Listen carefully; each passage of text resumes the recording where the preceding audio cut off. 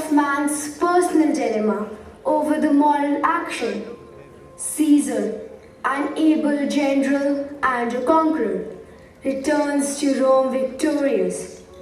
People celebrate his victory, and Mark Antony offers him the crown, which he refuses. Jealous of Caesar's growing power, and jealous that he may become a dictator, Cassius, a senator, instigates the conspiracy to murder Caesar. Brutus, an idealist, joins the conspiracy because he thinks if Caesar becomes the dictator, Rome will be at a total loss. So, as a true Roman, he joins the conspiracy and Caesar is assassinated. Nor heaven nor earth have been at peace tonight. Thrice hath Calpurnia cried out in her sleep, "Help! They murder Caesar!" My lord. Go and bid the priest to present me the sacrifice and bring me the opinions of success. What mean you, Caesar? Think you to walk forth? You shall not stir out of this house today. Caesar shall forth. The things which have threatened me have never looked on me, but on back. Caesar, I never stood on ceremonies, yet now they fright me. Can anything be stopped whose end has been purposed by the mighty gods? When beggars die, there are no comets seen. Heavens themselves blaze forth the death of princes. Cowards die many times before their death. The valiant never taste the death but once. My lord. What do the astrologers and the priests say? My lord, they advise you not to stir out of the house today. When they offered sacrifice, they couldn't find any heart within the beast. Gods also do this in shame of cowardice. Caesar is a beast without a heart. Danger knows fully well that Caesar is more dangerous than he. So I shall go forth. Alas, my lord, your wisdom is consumed in confidence. Don't go forth. Call it my fear. We'll send Mark Antony to the Senate House to convey that you are not well today. For thy sake, I will stay at home today. Here's Decius Brutus. He shall tell them so. Mighty Caesar, all hail. I have come to fetch you to the Senate House. Tell them I cannot come today. Cannot is false. Tell them I will not come today. Tell them so. Say he's sick. Shall Caesar send a lie? Have I, in conquest, stretched my arm so far to be afraid to tell the greybeards the truth? Tell them I will not come today. But Caesar, tell me some cause, lest I would be laughed at. Calpurnia, my life. She dreamt my statue run in pure blood, and many lusty Romans were bathing their hands in it. So she wants me to stay at home today. But Caesar, that's actually a fair and fortunate dream. Your statue spouting blood signifies that your great Rome shall suck on reviving blood. How foolish your fears seem now, Calpurnia. Give me my robe. I will go. Don't go forth. My dream, I'm still scared.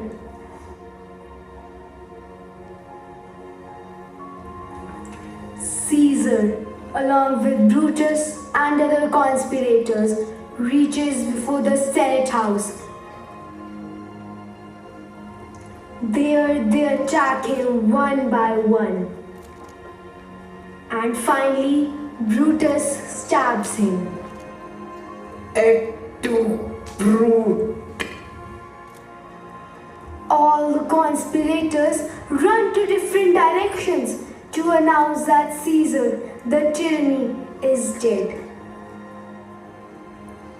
Here comes Mark Antony. Oh, mighty Caesar, dost thou lie solo? Are all your conquests, glories, and triumphs shrunk to this little measure? Fare thee well. O choice and master spirits of this, kill me as well. No time, no place, and no sword is more apt than this. Oh, Mark Antony, don't beg for your death. You only see but our blood-stained hands. Our hearts you see not.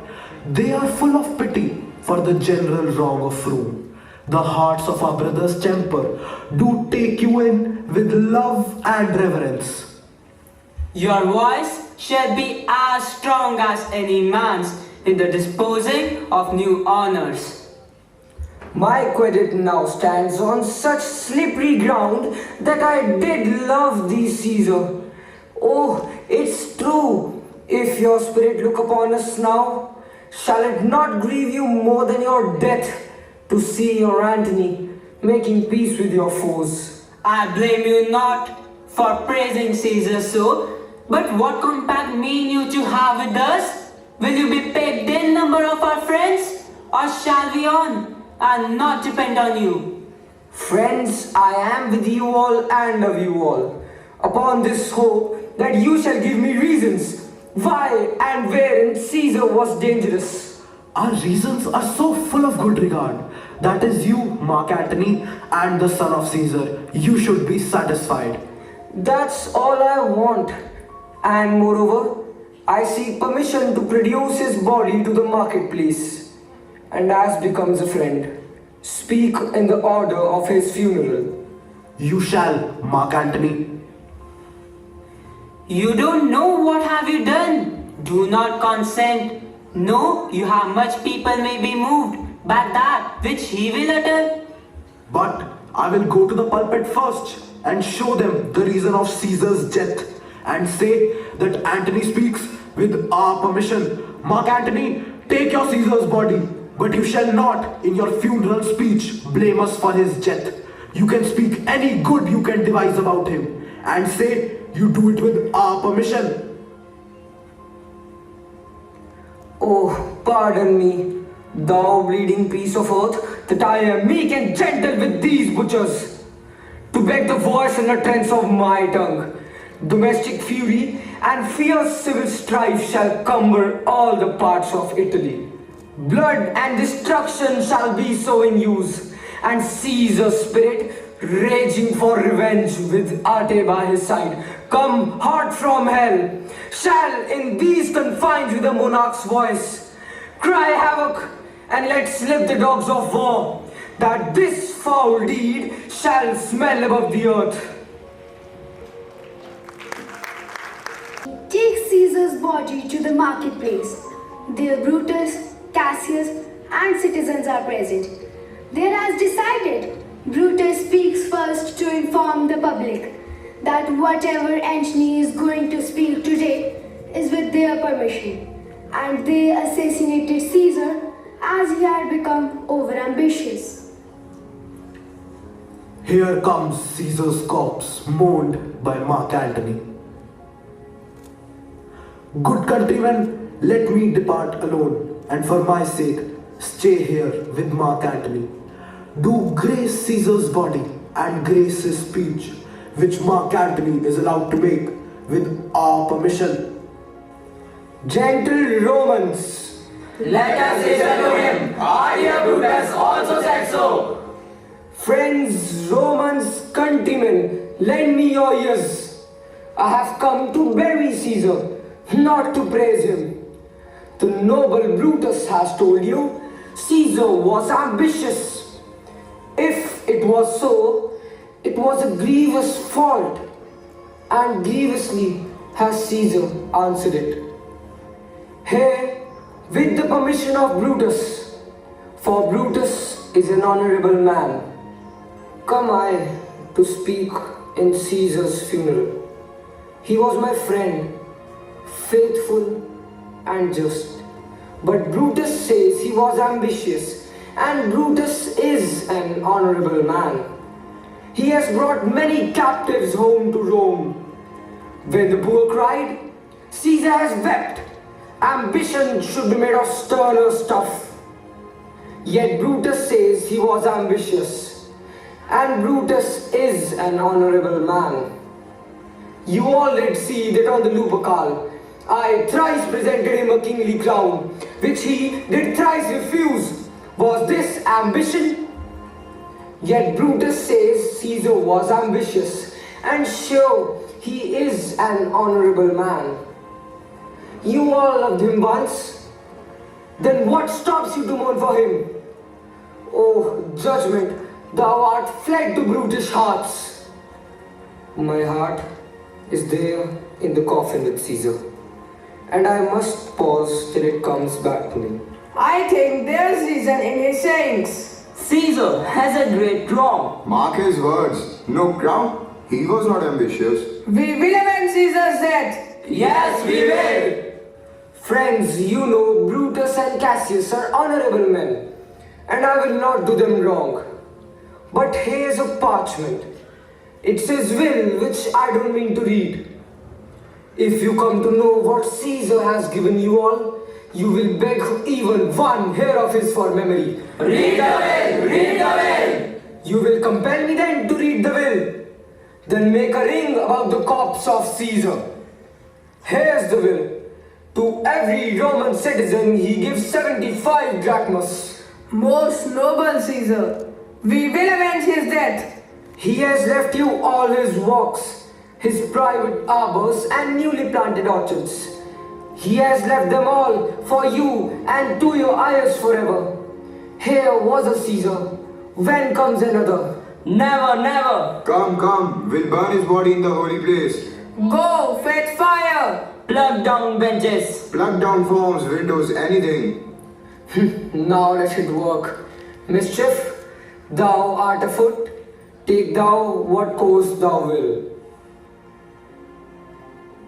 So, dear audience, Antony instigates the mob and is finally able to take the revenge of his dear friend's death.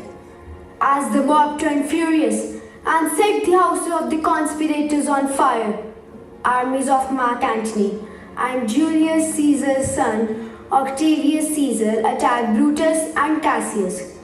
Both of them are defeated and both commit suicide.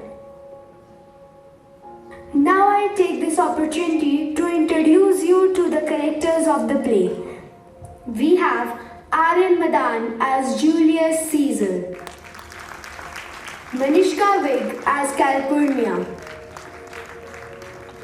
Jigyasa Jan as attendant, Angad Batra as Brutus, Shaurya Gupta as Cassius, Abhay Patel as Mark Antony, Divyam, Shivansh, Arush as our citizens, Manan, Krishank, Arav as our supporters, and myself, Smira, as narrator.